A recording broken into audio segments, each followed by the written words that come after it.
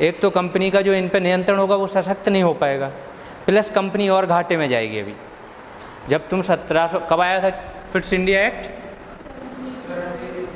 हाँ, इसके बारे में मैंने कुछ लिखाया था? नहीं लिखा है, ठीक है।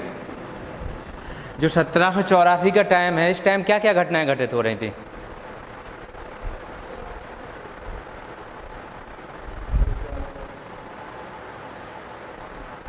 एक तो 75 से 82 के बीच में कौन सा युद्ध हो चुका था? मराठा युद्ध, है ना। और दूसरा आंग्ल मैसूर युद्ध कब हुआ?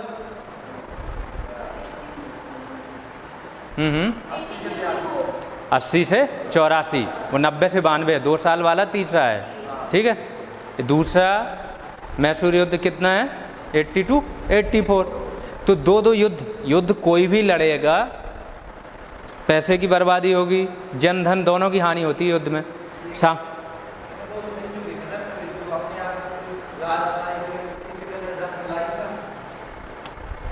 क्या होता है कि जब तुम किसी राज्य पे हर्जाना लगा देते हो, वो तुरंत तो दे नहीं देता है तुमको।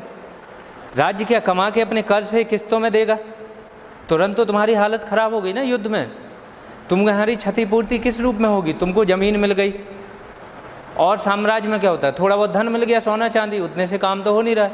युद्ध में तो तुमने बहुत सारा खर्चा कर दिया, हथियार, तुम्हारे आदमी भी मारे गए हैं, बहुत सारी चीज़ें नष्ट हो गई, फसलें तुम्हारे साम्राज्य में जो खड़ी वो नष्ट हो गई। जब फसलें खड़ी होती थी, वो युद्ध के लिए जाते थे घोड़े वगैरह, तो पूरी खड़े खड़े खेत पूरे नष्ट कर देते थे वो। एक दो घोड़े तो जाने नहीं, 10 हजारों जा रहे हैं, वो घोड़े पे युद्ध होने हैं, घोड़े हाथी ये सब, तो जितनी फसलें खड़ी होंगी वो सारी नष्ट करते हुए जाएंगे, है ना। रोड तो पहले जैसे बने नहीं थे, रोड पे जाएंगे नहीं, वाहन तो है नहीं, कोई ट्रक लेके जा रहे हो, बस लेके जा रहे हो, क्या चीज़ लेके जा रहे हो? तुम घोड़े लेके जा रहे हो, खेतों में दौड़ेंगे वे तो सरपट। जब खेतों में दौड़ेंगे तो तुम्हारे खड़े के खड़े सारे खेत नष्ट हो जाएंगे युद्धों से, ठीक है। तो एक तो तुम्हारे वैसे ही किसानों की फसल नष्ट कर दी, वो तुमको देंगे क्या? प्लस तुमको जनधन की हानि भी हो चुकी, बहुत सारे शहर नष्ट हो जाएंगे। सबसे बड़ा नुकसान होता है कि कहीं पे भी अशांति फैले, सबसे बड़ा नुकसान किसको होता है? व्यवसायियों को, व्यापार को। कभी भी देखे होगे जो व्यापारिक लोग होते हैं, बानिया लोग, बड़े शांति प्रिय होते हैं, वो लड़ेंगे नहीं कभी भी। तुम उनको जाके 4 बातें भी बोल दोगे, वो लड़ते नहीं, क्योंकि उनकी पीढ़ी दर पीढ़ी अब वो चीज़ें चलती आ रही, वो गुण है उनके अनुवांशिक लक्षण कि शांति होगी तभी वो व्यापार कर पाएंगे। उनको पैसे से मतलब है, शांति रखो उनका लेन देन। तो व्यवसाय भी नष्ट हो गए, कर्ज वही दे रहे हैं, ठीक, सारी चीज़ नष्ट हो जाएगी। तो हालत कंपनी की क्या होगी? फिर से खराब होगी। जो युद्ध होगा, कंपनी हर बार जाएगी ऋण मांगने, किससे? बैंक ऑफ इंग्लैंड से। बैंक ऑफ इंग्लैंड को ऋण कौन दे रहा है? सरकार दे रही, सरकार का पैसा है। अभी अपना कोई बैंक डूबता है या उसका पैसा खाया जाता है तो कौन? सरकार ही करता है ना। तो वो सारी चीज़ें होंगी, ठीक। इससे क्या होगा कि इनको नया एक्ट लाने के लिए विवश होना पड़ेगा। तो विलियम पिट्स करके होते हैं, वहाँ के पीएम होंगे, कहाँ के? ब्रिटेन के। उनके नाम पे पिट्स इंडिया एक्ट आ जाएगा, विलियम पिट्स के नाम पे, ठीक। पिट्स इंडिया एक्ट आएगा तो उसमें कुछ प्रावधान होंगे। अभी तक क्या हो रहा था कि कंपनी को इन्फॉर्म करना था सिर्फ। अब कंपनी क्या करेगी? इन्होंने पहले बना दिया एक बोर्ड ऑफ कंट्रोल। आया? पढ़ के आए हो? पिछला वाला नहीं पढ़ रहे हो, लेकिन जो जरूरी है वो नहीं पढ़ के आ रहे हो। बोर्ड ऑफ कंट्रोल, ठीक है।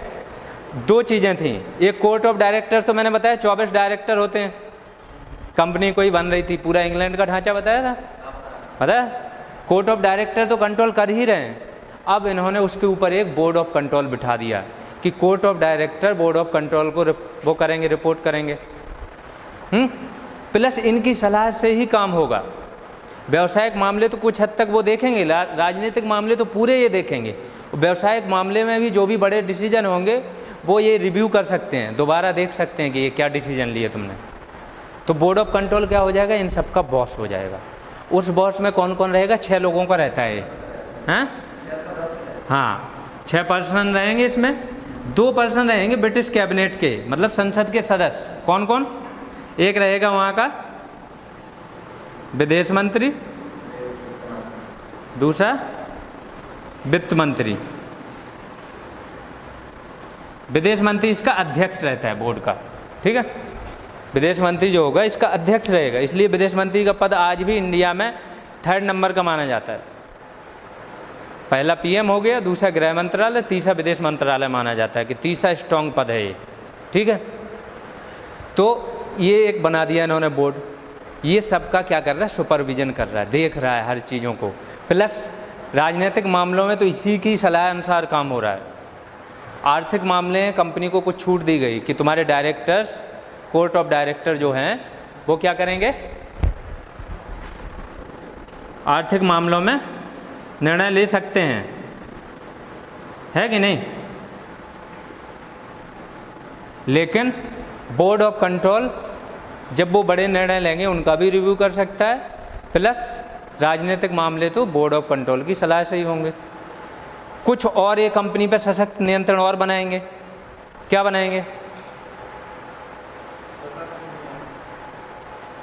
कुछ और सशक्त नियंत्रण कंपनी के ऊपर। ये कंपनी का एक तो चार्टर आगे बढ़ा देंगे, 2-3 चीज़ें कॉमन होती रहेंगी। अभी 20 साल के लिए ये तो चार्टर अधिनियम नहीं है, तो इसमें अभी चार्टर नहीं बढ़ेगा, वो तो चार्टर में बढ़ेगा। कंपनी को नियुक्तियों में अधिकार कंपनी का बरकरार रहेगा, व्यापार पे एकाधिकार उसका भी बरकरार रहेगा, ठीक। कंपनी के अधिकारियों कर्मचारियों को बोलेंगे अब आप निजी व्यापार भी नहीं कर सकते हो।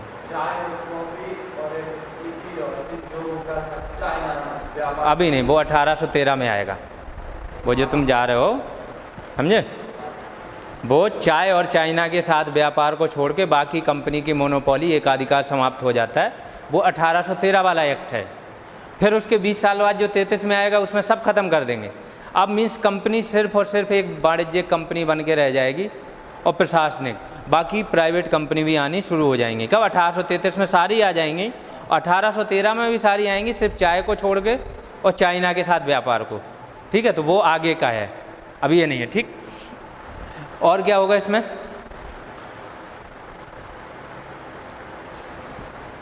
इसमें एक चीज़ और होती, 83 नहीं, इसके बाद आता है लॉर्ड कॉर्नवालिस।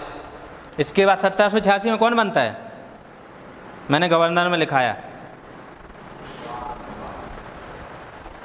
कॉर्नवालिस बनता है। वो पहले वही आदमी था जो अमेरिका में था गवर्नर, अमेरिका में हार के आया है। अभी इसका उपनिवेश खत्म हुआ है 1783 में, अमेरिका में इसका उपनिवेश खत्म हुआ है कॉर्नवालिस का, वो वहाँ से हार के आया।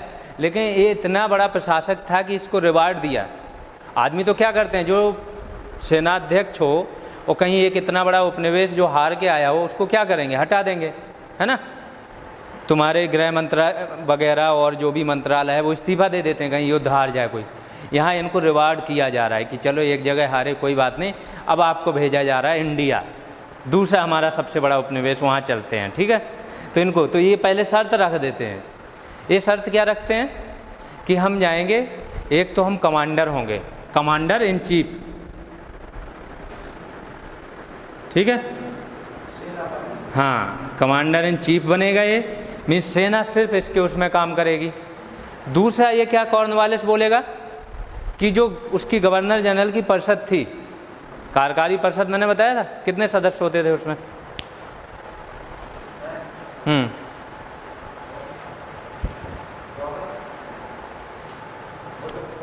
देखो पिछला वाला एक्ट,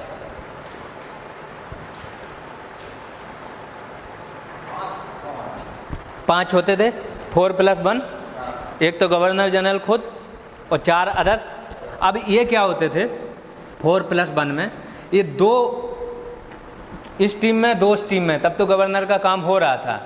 और अगर इसमें एक 3 हो गए इस तरफ, तो गवर्नर क्या हो रहा था, कोई काम कर ही नहीं पा रहा था, है ना। अब गवर्नर इतना बड़ा पद कहने को, तुम्हारी परिषद के अधीन तुम काम कर रहे हो। तो इसने कॉर्नवालिस ने शर्त रखी कि गवर्नर जनरल की ये जो कार्यकारी परिषद है उसकी सलाह को नज़रअंदाज भी करने का अधिकार हमको मिले। हाँ था, हाँ 1786 में। तो कॉर्नवालिस जब आएगा तो 2 चीज़ें और सुधार होंगी इसमें, कि इसको अपनी परिषद का क्या होगा, सलाह को नज़रअंदाज करने का मौका भी इसको मिल जाएगा, ठीक है। ये सारी चीज़ें तुम्हारी कब हो जाएंगी, कब होंगी, पिट्स इंडिया एक्ट में। जो तुम बोल रहे हो एक संशोधन आया था, लेकिन संशोधन किसी चीज़ के अंदर कब करते हो, वो तुमको संशोधन एक्ट में अलग से नहीं लिखाने जा रहा हूँ, ठीक है। संशोधन, संविधान में संशोधन करते हो, संविधान का ही पार्ट होता है ना, ठीक है।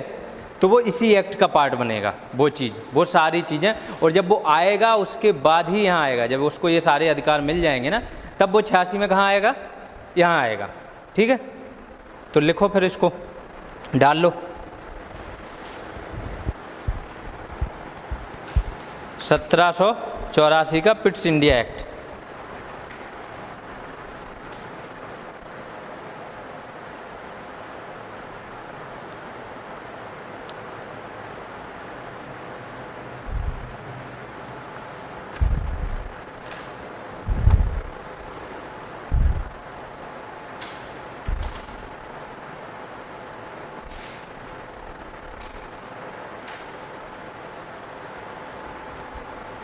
हेडिंग डालो पृष्ठभूमि।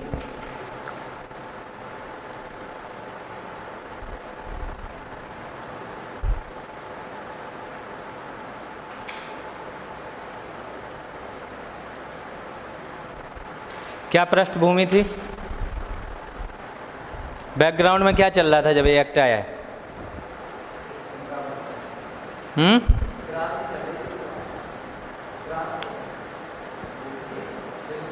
एक तो अमेरिका स्वतंत्र हो चुका था, लिख लो। 1783 में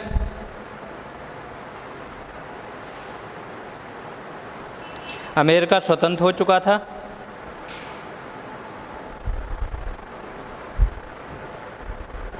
और यह अंग्रेज़ों का सबसे लाभदायक उपनिवेश था।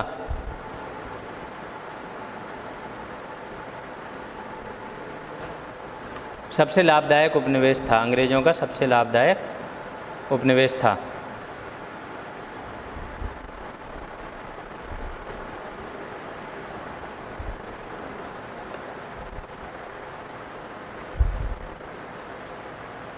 हो गया। दूसरा पॉइंट लिखो, मराठा युद्ध, मैसूर युद्ध आदि के कारण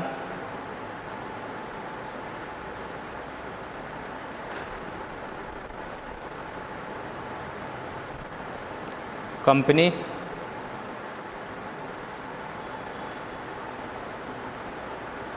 आर्थिक संकटों का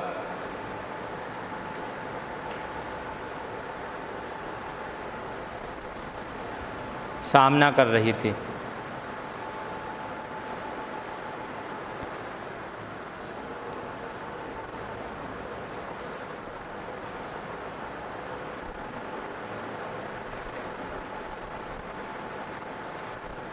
हो गया दूसरा पॉइंट। तीसरा पॉइंट लिखो, 1733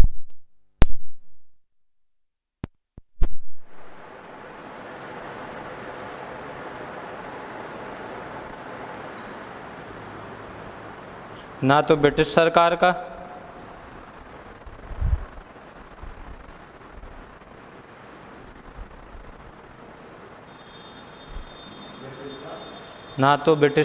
का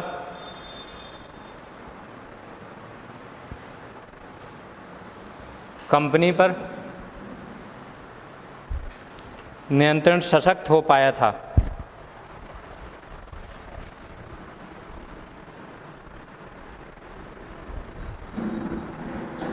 और ना ही प्रजा संतुष्ट थी।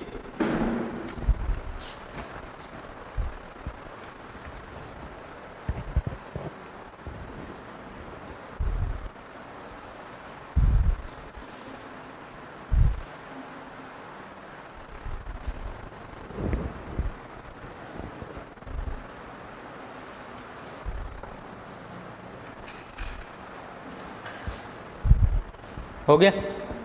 अब लिख लो प्रावधान, इसके अंदर प्रावधान क्या कहते हैं। एक और मैंने बताया, जब कॉर्नवालिस आएगा तो वो क्या करेगा, व्यापारिक कार्यों को कंपनी के और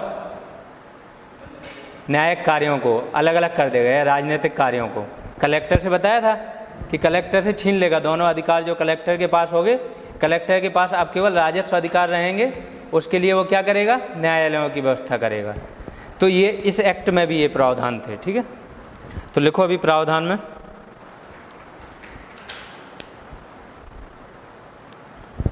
पहला कंपनी के वाणिज्यिक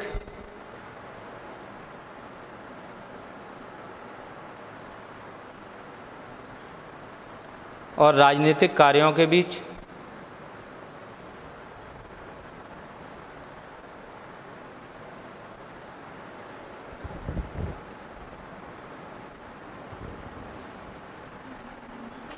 स्पष्ट अंतर किया गया।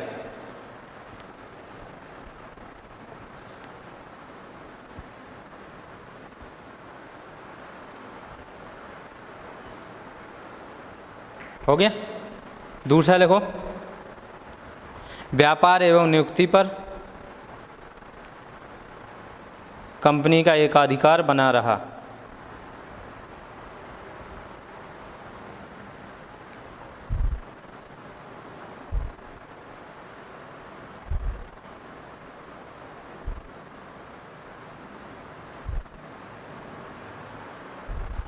तीसरा, ब्रिटेन में 6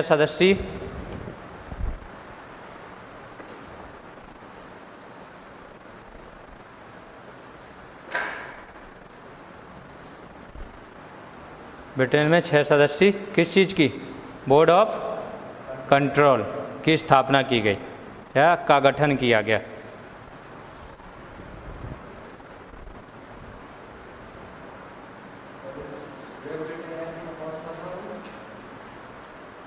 कोर्ट ऑफ डायरेक्टर,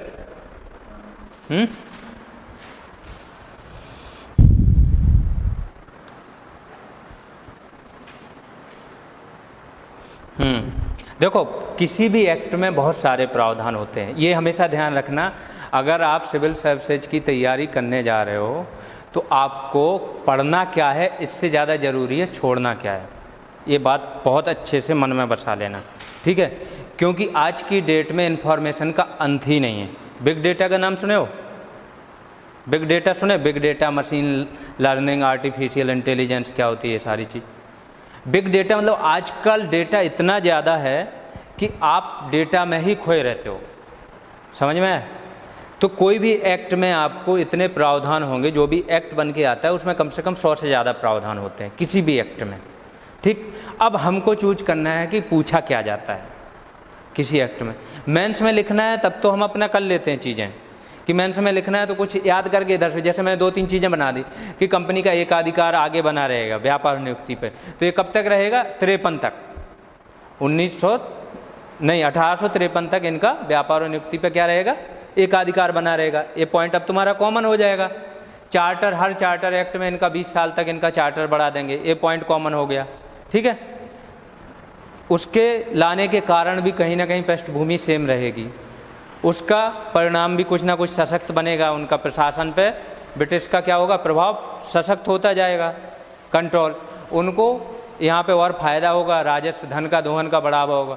ये सारी चीज़ें लिख सकते हो, बट उसके अंदर एग्जैक्टली चीज़ें क्या चाहिए, वो चीज़ें चाहिए जो पूछी जाती हैं, ठीक।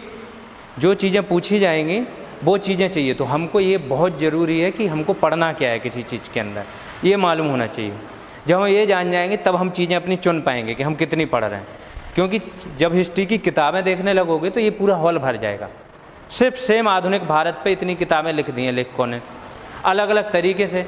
अब कुछ डिफरेंस नहीं होगा तो तुम्हारी किताब कोई क्यों खरीदेगा, बताओ मुझे। अगर हमारी किताब में तुमसे थोड़ा भी डिफरेंस नहीं होगा तो हम क्यों खरीदेगा कोई, जो चली आ रही वही खरीदेगा। हिस्ट्री तो सेम ही है, बदल नहीं रही है कि हम कुछ नया लिखें उसमें। तो क्या करते हैं कुछ लेखक, जो चीज़ें बाहर नहीं दी हैं वो हम इधर से डाल दिए।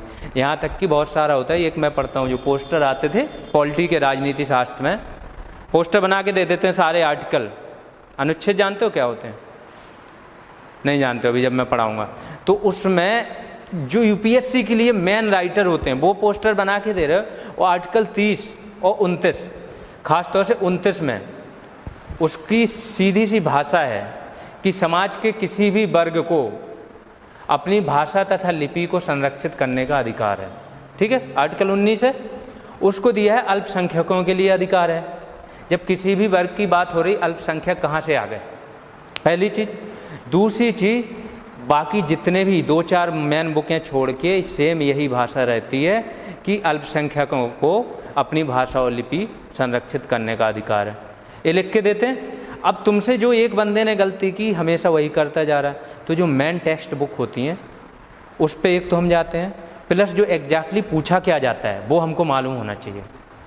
क्योंकि पढ़ने को हमने बोला ना, सागर इतना बड़ा है ना कि आप खो जाओगे, आपको लोग ज्ञान तो बढ़ रहा है, बट एग्जैक्टली हम यहाँ विशेषज्ञ बनने नहीं आए, हम आए हैं कि हमको एग्जैक्टली जो चाहिए वो पता होना चाहिए, उस पर हम बढ़ रहे हैं, ठीक, और वो चीज़ सही मिल रही हमको। बहुत सारी किताबों में ऐसी भाषाएं लिखी होंगी कि तुम खुद कंफ्यूज हो जाओगे, यार ऐसा है। तो एक तो टेक्स्ट बुक कभी भी खरीदना, जो लेखक हों पहले से यूट्यूब वगैरह पे वो करके, जो लेखक जीनियन हों। कुछ ही एक लेखक होते हैं गिने चुने 2-4 एक सब्जेक्ट के, जो जीनियन होते हैं, जो फैक्ट के साथ चीज़ों को लिखते हैं और जिनकी सर्वमान्य है। दूसरी चीज़ कि वो लेखक लिख रहा है, उसे तो बुक लिखनी है, बुक में उसने दे दी सारी चीज़ें, तो अब हमको पढ़ना क्या है। क्लास इसीलिए होती है, क्लास तुमको उतना देगी कि पढ़ना क्या है एग्जैक्टली। फिर रीडिंग करनी है, तुम्हारे पास टाइम आ रहा है तो तुम 4-6 पॉइंट और अलग से पढ़ सकते हो, ठीक है, ये चीज़ होगा। लिखो, कहाँ पहुँच गए थे? बोर्ड ऑफ 6 सदस्यीय बोर्ड ऑफ कंट्रोल का गठन किया गया, ठीक है। गवर्नर जनरल परिषद में जो मैंने बोला था, गवर्नर जनरल की जो परिषद होगी, पहले 1+4 रहेंगे, इसमें एक कम भी कर देंगे, 1+3 हो जाएंगे। आगे जाके फिर बढ़ेगा ये। 33 में एक सदस्य ये जोड़ेंगे, अस्थाई सदस्य, लॉर्ड मैकाले को विधि सदस्य, और 53 में ये उसी को क्या कर देंगे, फिर परमानेंट कर देंगे, 1+4 फिर होगा वो ढांचा, ठीक है। तो अभी ये क्या करेंगे, गवर्नर जनरल परिषद में एक सदस्य की संख्या घटाई गई, तो 1+3 कर लो, लिख लो इसको पूरा। गवर्नर जनरल परिषद में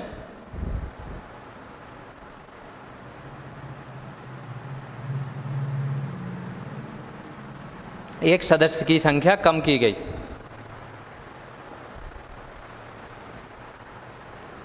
ब्रैकेट में लिख लो 1+3।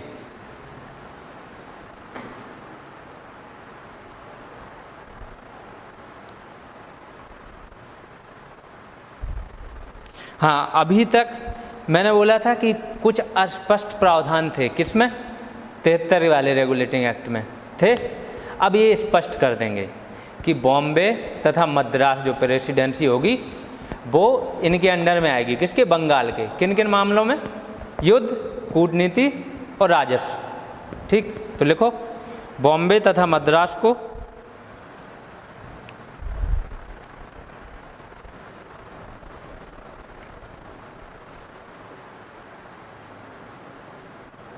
युद्ध, कूटनीति, राजस्व के मामले में गवर्नर जनरल परिषद के अधीन किया गया।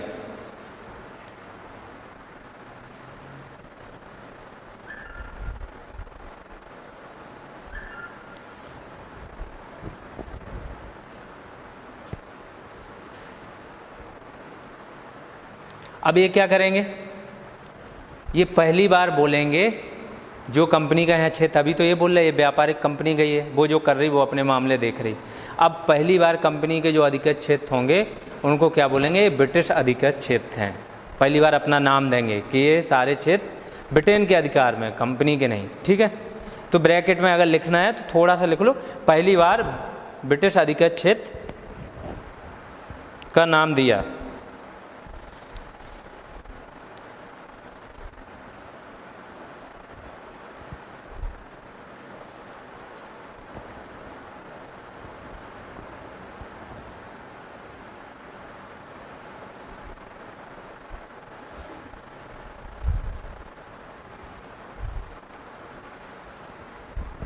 हो गया। एक चीज़ और करेंगे कि बोल देंगे, क्या बोलेंगे कि ब्रिटिश सरकार का ये बिल्कुल उद्देश्य नहीं है कि भारत में हम विस्तार करें। ये हर बार कुछ ना कुछ ऐसा बोलेंगे, आगे भी आएंगे ना, तो ये सांत्वना देते थे कि हमारा ये उद्देश्य है ही नहीं, जिससे कि आदमी बैठे शांत, हम अपना काम तो कर ही रहे हैं। भाषा होती है, राजनीति की एक भाषा होती है कि आप मुँह से मत बोलो, करो, एक्शन लो, मुंह से मत बोलो, क्योंकि मुंह से बोलने वाला आदमी कर नहीं पाता है। ठीक, तो ये लोग क्या करेंगे, अपना काम तो कर ही रहे हैं बैकग्राउंड में, इससे क्या है बड़ा सांत्वना जाती है। अगर मोदी गवर्नमेंट थोड़ा सा सांत्वना दे दे किसी को, किसी वर्ग विशेष को, एन कर उसको लग रहा है कि ये जो काम कर रहे हैं हमारे खिलाफ है, लेकिन मुंह से थोड़ा सांत्वना दे दे, वो शांति से बैठ जाते हैं, हाँ कुछ तो बोला पीएम ने, तो ये बहुत बड़ी चीज़ हो जाती है। तो ये बोलेंगे हर बार, ऐसे ही बोलेंगे कुछ ना कुछ, हाँ, कि हमारा उद्देश्य भारत में विस्तार करना नहीं है। हाँ, इसी में ये लिख लो क्या, कि गवर्नर जनरल परिषद में की सलाह को नज़रअंदाज करने आने का।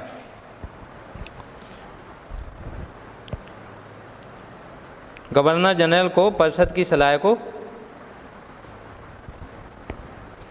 नज़रअंदाज करने का अधिकार दिया गया। ब्रैकेट में 1786 में इसी एक्ट में संशोधन लाकर या संशोधन कर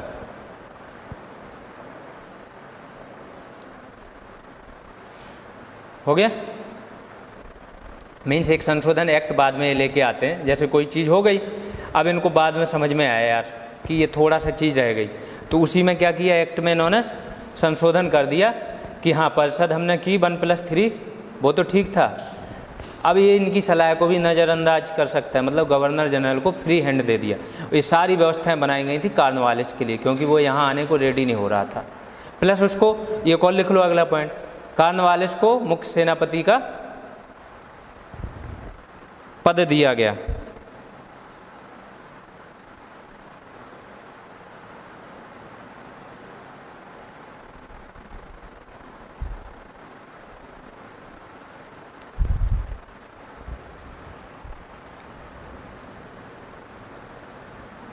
हो गया, ये एक्ट हो गया। अब इसके क्या होंगे परिणाम, क्या होंगे,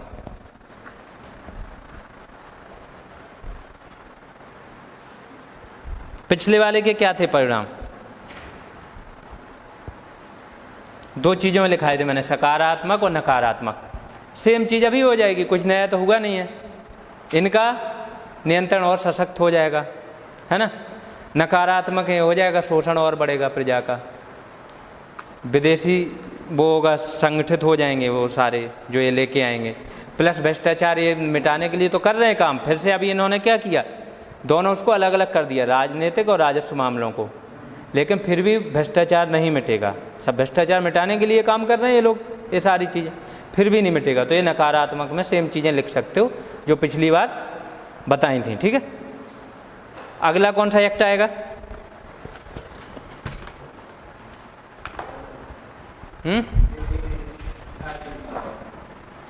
नहीं इसके पहले बीच में एक होगा,